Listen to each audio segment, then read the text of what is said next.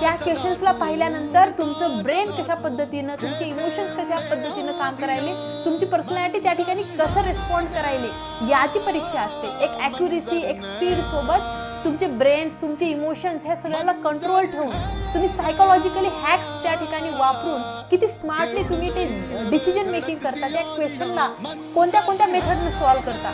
त्यामध्ये elimination method आहे, त्यामध्ये पॉसिबिलिटीची मेथड्स आहेत आणि त्या ठिकाणी किती फास्ट तुम्ही त्या क्वेश्चनला अंडरस्टँड करू शकता. हे सगळं तुमचं माइंडसेट दाखवतं, हे पर्सनॅलिटी दाखवते. म्हणजे एक परीक्षा तुम्ही नंतर क्वालिफाय करता, त्याच्या अगोदर तुम्ही तुमच्या पर्सनॅलिटीमध्ये इम्प्रूव्ह करता. तर सर्वात अगोदर माइंडसेटवरती काम केलं पाहिजे. तर माइंडसेटमध्ये या ठिकाणी फ्रेंड्स आपल्याला रीडिंग हॅबिट्स, रीडिंग म्हणजे मी पुस्तक वाचण्याचं, आपल्या सिलेबसचं पुस्तकं किंवा आपलं अभ्यास करायचं या ठिकाणी ते रीडिंग टाकलेलं नाही. रीडिंग म्हणल्यानंतर सेल्फ इम्प्रूव्हमेंटसाठी, सेल्फ